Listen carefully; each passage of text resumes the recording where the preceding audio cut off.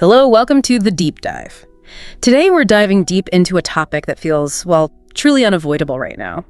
Artificial intelligence. And the big question we're unpacking is AI primarily a friend or a foe? It's a huge question. Yeah. And AI, it's shaping everything around us, isn't it? How we work, learn, our health, the environment, just everything. It's a technology with incredible potential, sparking real excitement, but also, some very real concerns. There's definitely this duality at play. Absolutely. And our mission in this deep dive is really to unpack the material you've shared with us, to try and understand that duality. We want to explore the amazing benefits AI offers, but also, critically, the significant risks it introduces and what all of this means for us right now and, well, as we look to the future. Right. So we'll start by getting clear on what AI actually is, maybe a bit about how it evolved. Yeah. Then we can explore its impact across different areas, healthcare, education, jobs, that sort of thing. And we'll definitely need to get into those crucial conversations happening around ethics and how we try to manage this powerful technology. Okay, let's unpack this then. When people talk about artificial intelligence, AI, what are they fundamentally referring to? What's the core idea? At its heart, AI is about creating systems, machines really, that can perform tasks that typically require human intelligence. So things like reasoning, learning from information, understanding what's going on around them, perception, and making decisions based on that. Right. And it's helpful, I think, to make a distinction the material points out. There's the AI we mostly interact with day to day. That's right, yeah. That's what we generally call narrow AI, or sometimes weak AI. This is AI designed to do one specific thing really, really well. Think of voice assistants on your phone, or the recommendations you get shopping online, maybe AI systems helping doctors analyze medical scans. This type of AI is very much here right now, integrated into our lives in 2025. Okay, so specialized AI. And then there's the other kind, the one we might see more in science fiction. Exactly, yeah. That's artificial general intelligence, or AGI. That's the idea, the aspiration really, of a machine having human-level intelligence across a wide range of tasks, able to learn and apply its intelligence broadly, flexibly, like a person can. That remains a theoretical goal for now. It's not something we've achieved yet. Got it. So we're mostly dealing with these highly capable but specialized AI tools currently. Where did the idea for all this even begin? It feels new, but it's not, is it? Not at all. The foundational thinking goes way back, decades actually. Ideas about intelligent machines were discussed quite early.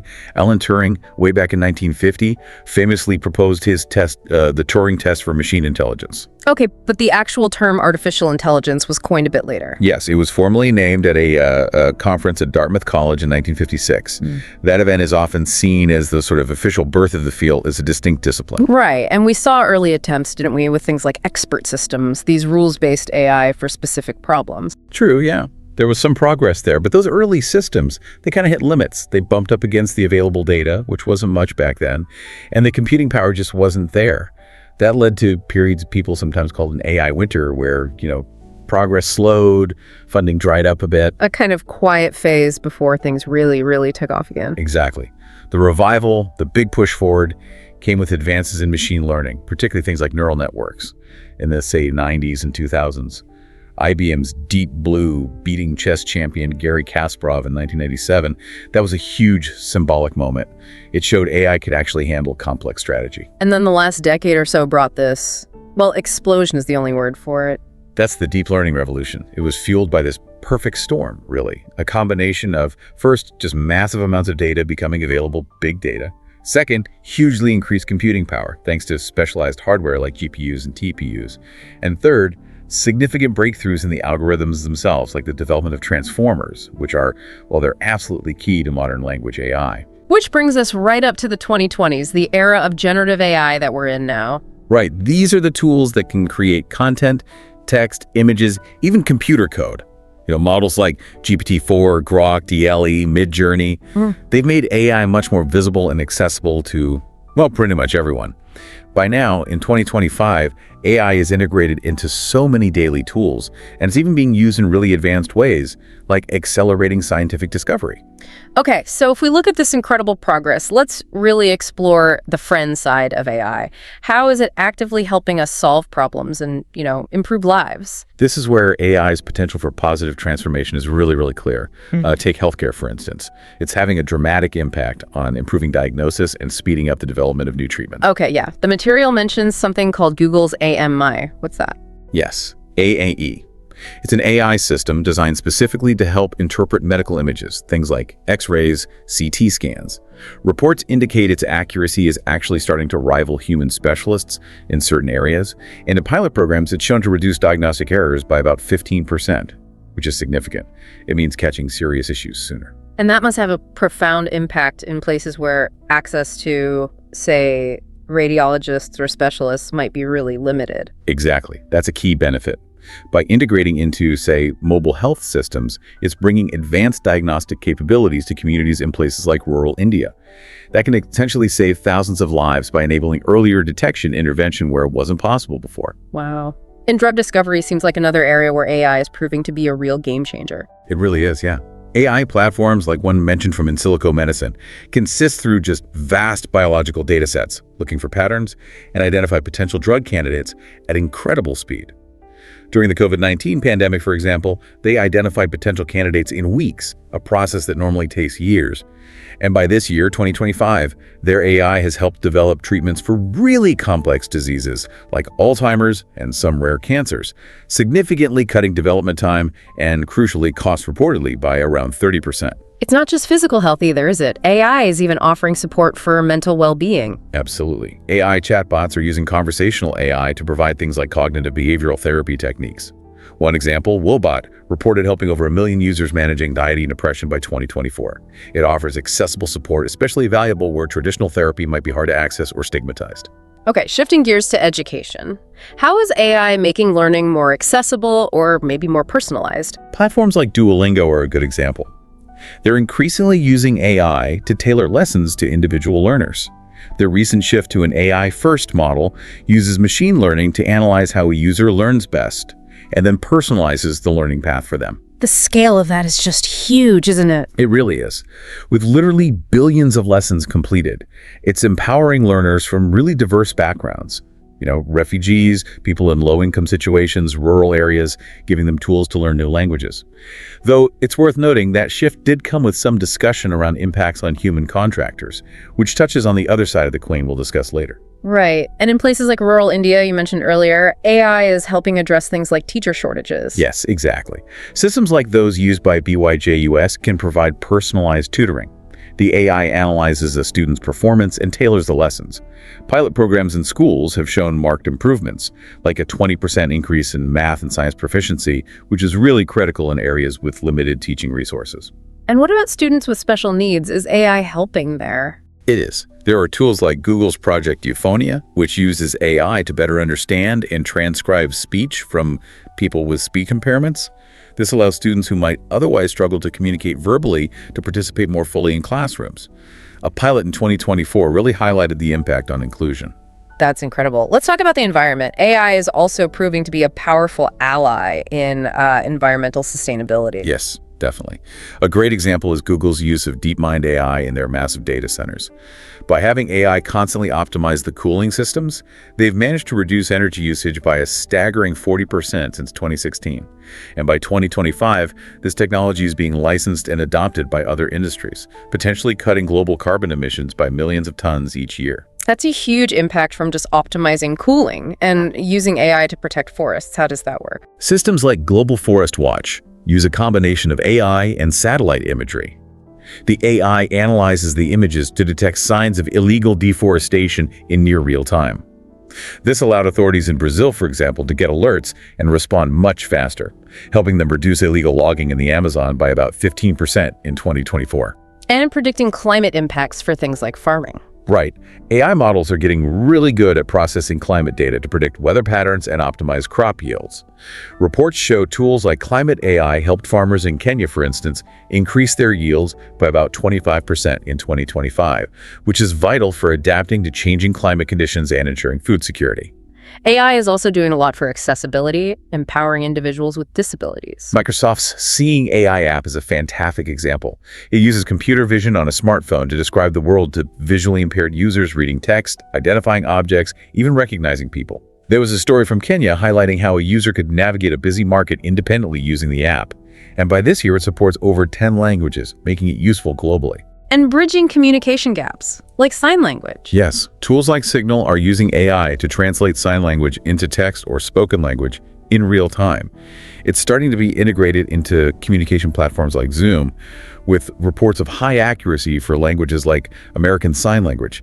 This really opens up new possibilities for deaf individuals to communicate more easily. Okay, let's look at industry. In manufacturing, AI is driving efficiency gains, right? Big time. Systems like Siemens MindSphere use AI for what's called predictive maintenance. By analyzing data from sensors on machines, the AI can predict potential failures before they happen, allowing for maintenance to be scheduled proactively. One plant reported a 20% reduction in downtime, saving millions annually. And we touched on this earlier with companies like Foxconn using AI robots in assembly. Right. Automating assembly lines with AI-powered robots boosted output by around 30% in some of their factories. But again, this is one of those areas that really shows the duality we talked about, that increased efficiency often comes with complex impacts on the human workforce, which is definitely something we need to explore more on the faux side. Understood.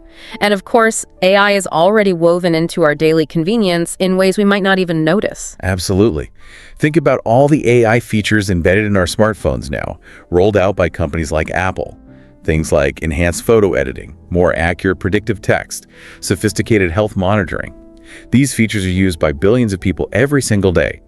Even things like AI-assisted fitness tracking, specifically designed for elderly users. And tools helping us manage the flood of information. Exactly. Platforms like Microsoft Copilot Daily, which launched this year, use AI to help prioritize emails, summarize documents, streamline tasks, and generally make our digital workflows more efficient. Early reports suggest pretty high user satisfaction. AI is also becoming a major catalyst in basic scientific discovery itself. Yes, definitely. Systems like Microsoft's AI2BMD are accelerating research by simulating incredibly complex processes, like how proteins fold and interact, which is crucial for drug development. It's reportedly helped speed up progress on potential treatments for diseases like Parkinson's, which are now moving into clinical trials. And AI is helping us explore the universe, literally. Yeah, AI is being used to analyze vast amounts of data from telescopes to help astronomers find exoplanets, planets outside our solar system. It's also used to analyze complex climate models to optimize renewable energy grids. And just recently, AI analyzing Mars rover data provided new evidence suggesting possible ancient microbial life on the planet. Wow. Okay, finally on the friend side, AI is clearly fueling economic growth. The numbers are pretty staggering. Reports project the global AI market could reach nearly $5 trillion within the next decade. And importantly, it's already created millions of new jobs in fields directly related to AI, like data science, AI engineering, and also in areas like AI ethics and governance since 2020. And it's not just big tech, it's helping small businesses too. Yes. Platforms like Shopify use AI to give smaller merchants access to powerful insights, understanding customer behavior, optimizing inventory tools that were previously only available to large corporations. This has helped millions of merchants increase their sales significantly, leveling the playing field somewhat. Okay, so that's a really compelling picture of AI as a friend, solving huge problems, creating new opportunities, enhancing our lives. But with great power comes, potential downside. Let's turn now to the faux side, the challenges, the risks, the concerns. This is the crucial flip side, absolutely. And one of the most immediate and frankly concerning risks is misinformation, which is being massively amplified by deepfakes. Right. We've all seen how frighteningly easy it's become to create convincing but entirely false audio images or video content. Exactly. An AI-generated image of a major public figure that went viral this year really highlighted how persuasive these fakes can be and how quickly they can spread. And while detection tools are improving, they're still playing catch-up. They're far from perfect, maybe catching 80% if we're lucky. And this is already prompting legal responses, isn't it? We're starting to see that, yes. Court orders are being issued to block malicious deepfakes, like a recent case in India targeting public figures. It reflects a growing global recognition that this needs to be tackled legally. Okay, another really significant concern, the one many people worry about first, is job displacement. Yes. Automation powered by AI is a genuine threat in many sectors, particularly those involving repetitive or predictable tasks. We touched on examples like Duolingo reducing contractor roles after implementing more AI, or Foxconn automating assembly lines. Analysis from groups like McKinsey suggests a really significant percentage of current work hours could potentially be automated in the coming years. And this isn't just impacting traditional manufacturing or translation jobs, right? No, it's affecting the gig economy too. Think about ride-sharing drivers. The AI algorithms that optimize routes and pricing have also been linked, in some cases, to reductions in driver autonomy and wages, leading to protests in places like California just last year. Privacy and surveillance are also just major ethical minefields with AI. Huge concerns here. AI systems thrive on data, and they can collect and analyze vast amounts of it, raising serious questions about how that information is used and protected. There are reports, for instance, indicating AI is being used by some police departments to essentially bypass restrictions on facial recognition technology.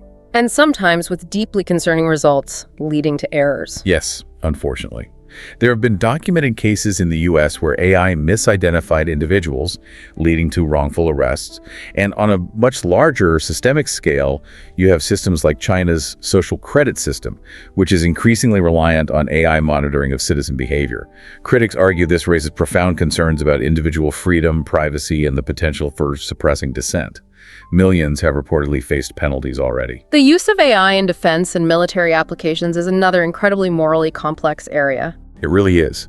The trend of advanced AI research programs transitioning from direct military control to the private sector raises complicated questions about accountability and oversight, especially as AI gets integrated into things like drone targeting systems. And we've tragically seen mistakes happen with autonomous systems. Yes, there was an incident reported in Syria in 2023 where an AI-guided drone strike apparently misidentified a target, resulting in civilian deaths. This highlights the immense dangers. And it's fueling a growing international movement calling for treaties or bans on lethal autonomous weapons, killer robots. Many countries, over 50 by 2025, now support a UN resolution on this. Security is another risk, not just from misuse by governments, but from AI enhancing cyber threats from criminals or other actors. Definitely. AI is making cyber attacks more sophisticated and harder to detect. We saw that deepfake scam in Hong Kong this year that defrauded a company of $25 million using AI-generated video conferencing. Law enforcement agencies like the FBI are reporting a huge jump, like 300%, in AI-driven fraud just in the last couple of years. And nation-states are actively developing these capabilities too. Yes, unfortunately. Major global powers like China and Russia are known to be developing AI tools specifically for cyber attacks and disinformation campaigns. NATO reports warn about the potential for AI-powered disinformation targeting elections, for example. Finally, it feels like the legal and ethical frameworks, the rules, are really struggling to keep pace with how fast AI is evolving. That gap is a really significant challenge. Take copyright, for example. It's a complete mess right now. Industries like music and publishing are deeply worried about AI models being trained on their copyrighted material without permission or compensation. And then you have the issue of who owns the copyright for AI-generated music or art. Lawsuits are starting to bubble up all over the place. And the problem of bias in AI tools, that hasn't gone away, has it? No, it remains a stubborn problem. Despite efforts to improve fairness, studies coming out this year still show that a significant percentage of AI hiring tools, for instance, exhibit biases based on gender or race, often reflecting the biases present in the historical data they were trained on. This just highlights the urgent need for clearer regulations and much more work on auditing and ensuring fairness to prevent AI from just perpetuating or even amplifying existing societal inequalities. So, okay, we have this powerful technology, incredible potential on one hand, really significant risks on the other. How are we attempting to balance these scales? What efforts are underway to try and manage AI's impact responsibly? Well, it's clear that just letting it develop unchecked isn't an option. Robust ethical guidelines and regulatory frameworks are seen as absolutely essential. The conversation you see online among researchers in policy circles, it often circles back to some key ethical principles. Things like transparency, knowing how an AI works, fairness, avoiding bias, accountability, knowing who's responsible, privacy. Those are absolutely core, yes. People are really emphasizing that AI systems need to be, as much as possible, understandable, not just black boxes. They need to produce fair outcomes, or at least we need ways to detect and correct unfairness. There need to be clear lines of responsibility when things go wrong. And of course, protecting user data and privacy is paramount. There's a lot of discussion about making sure AI doesn't just automate or amplify existing human flaws, particularly our biases. And we're seeing efforts to establish these principles on a larger global scale. We are. A really landmark effort is the EU AI Act, which was enacted last year. It takes a risk-based approach, categorizing AI systems based on their potential harm and putting strict rules on high-risk applications, like those used in critical infrastructure or hiring. And it's proving quite influential. Many other countries, perhaps 30 or so by this year, are looking at or starting to adopt similar frameworks. UNESCO has also provided guidance, right? Yes. Their recommendation on the ethics of AI, adopted a few years back, promotes a very human-centered approach. It emphasizes principles like human rights, inclusivity, diversity, and environmental sustainability in AI development and deployment.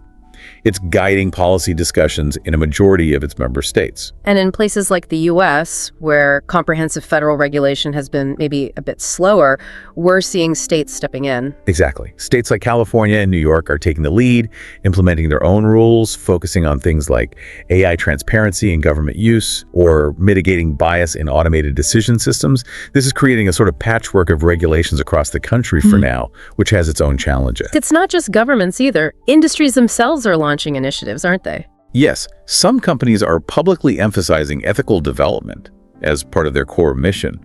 You see companies positioning their AI work as being primarily for societal good, like accelerating scientific discovery with ethical use built in. Others, like Microsoft, have established internal responsible AI frameworks with processes for risk assessment, bias testing, and building technical safeguards into their products, like the Copilot tools. Although we did see that debate recently, didn't we, with Google's updated AI principles reportedly removing explicit harm avoidance language. That caused a stir. It certainly did. Yeah. And it sparked a lot of discussion about the effectiveness of industry self-regulation versus the need for more robust, externally enforced guardrails. It really highlights that these ethical frameworks are still very much evolving and subject to intense debate and scrutiny. Okay, so looking ahead now, what does the future hold for AI? What are some of the emerging trends or directions we're seeing? Well, one trend getting a lot of attention is something called agentic AI. Agentic AI, what does that mean exactly? Think of AI systems that can act more autonomously. Instead of just responding to a prompt, they can take initiative, plan, and execute multi-step tasks or workflows on their own. Things like scheduling complex meetings across multiple people's calendars, or analyzing large data sets and generating reports without constant human prompting. Reports this year show pretty significant adoption already among IT leaders, with much more expected very soon. Interesting. We're also seeing multimodal AI evolving really rapidly. Yeah, that's AI that can understand and work with different types of data, different modalities simultaneously. So text, images, audio, video, even sensor data. Think of AI that can generate a short video clip just from a text description, or understand a complex technical diagram alongside written instructions. This opens up huge possibilities, like AI-generated films or more intuitive human-computer interaction. And AI is even heading into space exploration more seriously. It is. NASA, for instance, is planning to use more advanced AI on future Mars rovers. The idea is to allow the rovers to analyze the terrain ahead and make navigation decisions in real time on Mars without waiting hours for commands from Earth. This could potentially save mission costs and dramatically increase the pace of exploration. But as AI capabilities advance like this, the need to proactively address future risks obviously continues, maybe even intensifies. Absolutely. A major ongoing focus has to be on upskilling and reskilling workforces to prepare for the shifts AI will bring to the economy. We're seeing significant investments in training programs globally. Models like Finland's National AI Training Program, which aim to educate a large percentage of its population on AI basics, show what's possible on a large scale. And the fight against bias isn't over, even with more advanced AI. Not by a long shot. While algorithmic techniques for reducing bias in models are improving, a fundamental challenge remains ensuring the data used to train these systems is diverse, representative, and doesn't embed historical inequalities. Data diversity and quality are still major hurdles. And international collaboration seems absolutely crucial for managing the global risks, like safety and security. It is totally essential. Global summits focused on AI safety, like the one held last year, are leading to important agreements on risk management frameworks and developing shared technical standards. Dozens of countries are now committed to working together on this, which is a positive sign. And finally, that theoretical goal we talked about at the start, artificial general intelligence, AGI, where are we on that? That still feels like a fairly distant prospect, honestly. Research continues into entirely new architectures, like neurosymbolic AI, which tries to combine neural networks with logical reasoning, and ways for AI to learn and reason more broadly. But many leading experts also continue to caution about the profound potential risks if we were to achieve highly autonomous general-purpose AI agents without first ensuring they are robustly and provably aligned with human values and safety. The alignment problem is a huge challenge. So it really does keep coming back to that core question we started with, doesn't it? AI is this incredibly powerful, truly double-edged sword. Without a doubt. On one hand, it clearly acts as a friend, offering genuinely groundbreaking solutions to some of our biggest global challenges. From diagnosing disease more accurately, especially in underserved areas, to helping farmers adapt to climate change, to accelerating scientific discovery at an unprecedented pace. The real-world examples we discussed show that tangible positive impact is already happening. But on the other hand, it presents really significant risks, acting as a potential foe. Through things like highly sophisticated misinformation campaigns, the potential for widespread job disruption, serious privacy and surveillance concerns, and the persistent challenge of bias baked into its applications. The impact of deepfakes, or the profound ethical questions around autonomous weapons, they really underscore this darker potential. It's definitely not a simple either situation. The very same underlying AI technology can often have both incredibly beneficial and potentially harmful applications, depending entirely on how it's developed, deployed, and governed. Which means, as AI continues its incredibly rapid evolution, it seems clearer than ever that prioritizing ethical development, implementing thoughtful and robust regulations, and fostering genuine global cooperation aren't just, nice ideas, they're absolutely essential. I agree. To truly harness AI's immense potential for a better future, we have to actively, consciously work towards maximizing transparency, ensuring fairness, and demanding accountability. That's really how we try to ensure it remains an ally for humanity rather than becoming something we rightfully fear. So, considering everything we've explored in this deep dive, the incredible capabilities AI now offers and the serious challenges it presents, maybe the final thought for you, our listener, is, what does this rapid evolution mean for your daily life in the coming years? And how can you stay informed and perhaps even participate in the crucial ongoing conversation about its future? It's definitely a conversation we all need to be part of as this technology continues to reshape, pretty much everything. Thank you so much for joining us for this deep dive into artificial intelligence, friend or foe. We really hope this exploration has given you a clearer, perhaps more nuanced picture of this transformative technology. Please be sure to like, share, and subscribe to this YouTube channel.